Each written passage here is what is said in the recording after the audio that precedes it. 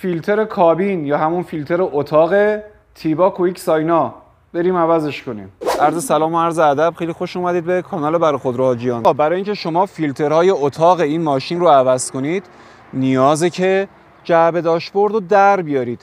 بعضی از عزیزان توی فضای مجازی میان میگن اگر میخوای این جعبه داشبورد رو در بیاری این ورش رو به داخل فشار بده، این ورش رو به بیرون کجش کن. این اشتباه است دوستان. بعضا باعث میشه شما اینو فشار که بدید باعث میشه یا این زبونه ها بشکنه یا خود جعبه داشبوردتون بشکنه، بیفتید توی هزینه و دردسر قطعه پیدا کردن. بهترین کار برای اینکه شما این جعبه داشبورد رو باز کنید اینه که لولاهای جعبه رو در بیارید. این جعبه داشبورد دو تا دونه لولای سفید داره. البته توی بعضی از ماشینا هم شرکت سایپا مشکی هم استفاده کرده. برای اینکه شما این جعبه داشبورد رو به صورت اصولی و ترتمیز در بیارید بهتر شما این دو تا لولا که یه دونه اینجاست یه دونه هم اینجاست، این دو تا لولا رو در بیارید. فقط چون که این لولاها این پشت قرار دارن ناکنید این بالاست. خورده ممکنه به اصطلاح برای بار اولتون سخت بتونید پیداشون کنید. یه دونه لولا اینجاست که جای دستم داره، میتونید راحت بیرونش بکشید. یه دونه هم اینور. یه دسته سیم کلاف سیم کشی، اجازه بدید دوربین رو برم جلوتر که شما ببینید. اینجا رو ببینید عزیزان، این سیم رو دیدید؟ این دسته سیم این جلوی دید شماست. دو تا دونه خار داره، این یه دونه هم این ورشه.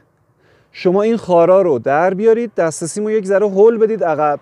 اگر دسته سیم این کلاف یه ذره بره عقب‌تر شما راحت هم میتونید این لولاها رو ببینید، هم میتونید راحت‌تر درشون بیارید. حالا از اینجا انگشتمو میبرم ته لولا رو میگیرم میکشمش بیرون.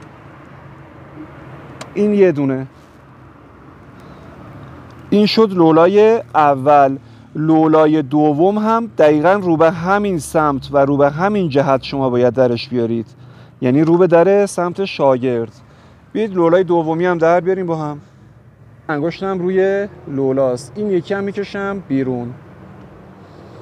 یا بیرونی ذره اذیت نکن، بدو. آفرین پسر خوب. اینم شد لولای دوم. وقتی دوتا لولاها رو در آوردیم در جعبه داشبورد رو باز میکنید و کلا خارجش میکنید. این شد جعبه داشبورد شما. شما اینجا دسترسی دارید الان به محفظه فیلترهای هوا. این دریچه فیلترهای هواست. این دریچه دو تا خار داره، هم از بالا گیره هم از پایین. شما باید اول خار پایین رو آزاد کنید. برای که خار پایین رو آزاد کنید یه ذره اینو فشار میدید رو به بالا. کنید.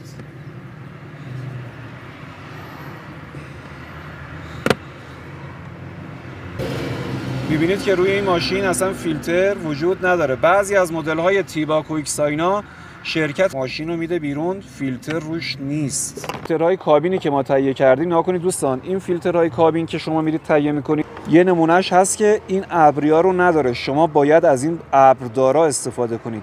مدل‌های بدون ابرش باعث میشه که سر صدا توی داشبوردتون به وجود بیاد، هی لقلق و تق و فقفق. و این فیلتر دو تا تب یا دو تا دستگیره داره که البته باید بشکنید اینا رو. این تبی که اینجا بود رو به بالا و ابر رو به پایین.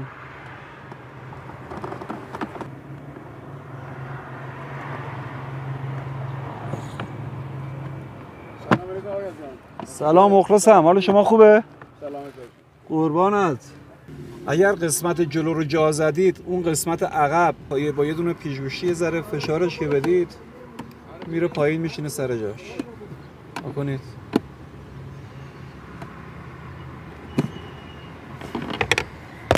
وقتی فیلتر پایینی رو جا زدید فیلتر بالایی هم حالا ابرش باید رو به بالا باشه.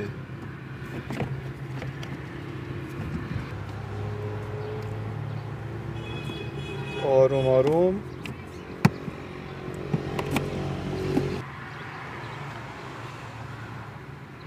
به این صورت دو تا دونه فیلترتون نصب میشه. فیلترها رو جا زدید باید بیاید درپوش رو جا بزنید. ببینید دوستان این درپوش این دوتا رو دیدید به این صورت زبونه داره، اینا باید رو به بالا باشه، این طرف هم رو به پایین. برای اینکه این درپوش رو جا بزنید اول باید این دوتا زبونه بالا رو جا بزنید، یه ذره بیشتر فشارش میدید، بعد رو به داخل و زبونه پایین هم جا میزنید.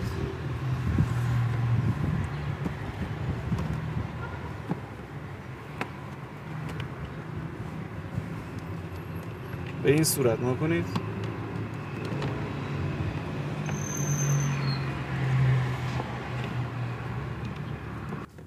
الان هم زبونه بالا جا رفته هم زبونه پایین. بعد از اینکه در فیلترها رو هم بستید باید اقدام به نصب جعبه داشبورد کنید. جعبه داشبوردتون 2 تا دونه از این، حالا میشه گفت از این لاستیکی ها داره که در از صداگیرن یا ضربه گیرن. اینا رو مراقب باشید موقع باز و بسته این لاستیکی ها نیفتن یا گم نشن، چون که بعد اینکه جعبه داشبورد رو میبندید ممکنه جعبه داشبورد توی حرکت صدا بده، سر صدا کنه، اعصابتون رو خورد کنه. این 2 تا ضربه گیرا رو پشت این 2 تا زبونه قرار میدید، ناکنید. از زیر میگیرید و در جعبه داشبورد رو میبندید. حالا اولین لولای اینوری سمت شاگرد رو جا میزنید. یه ذره به اصطلاح نوک لولا رو به اصطلاح چیز کنید، باش بازی کنید، خودش پیداش میکنه دیگه، خود روزنه رو پیدا میکنه و یه فشارش که بدید لولا میشینه سر جاش. الان اینوریه رفت داخل و نشست سر جاش.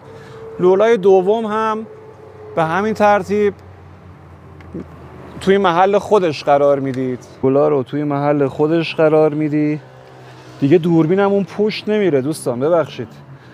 خودتون یه ذره به اصطلاح چیزش کنید، بررسیش کنید، متوجه میشید کجاست محل قرارگیریش. با اندک فشاری میره داخل و تو محل قرارگیری خودش میشینه. وقتی هر 2 تا لولا رو نصب کردید، این کلاف سیم کشیه بود، این دست سیمم بزن سر جاش. بعد از اینکه کارتون تموم شد دست سیمم نصب کنید و اینم جعبه داشبورد.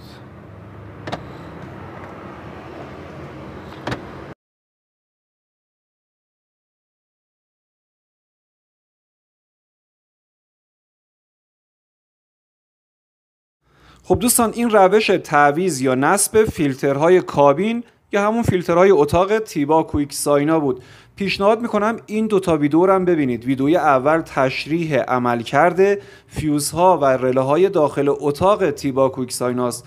ویدیوی دوم هم رله ها و فیوزهای داخل موتور تیبا کویک سایناست. هر تیبا و کویک سواری باید این ویدیو رو ببینه. هدف ما کاهش هزینه‌های ماشین شماست. پس اگر اتفاقی ما رو دیدید لطفاً دکمه سابسکرایب رو بزنید و اگر مطالبمون براتون مفیده با لایک به ما دلگرمی میدید. ان شاءالله هر جای دنیا هستید شاد و پیروز باشید. دمتون گرم.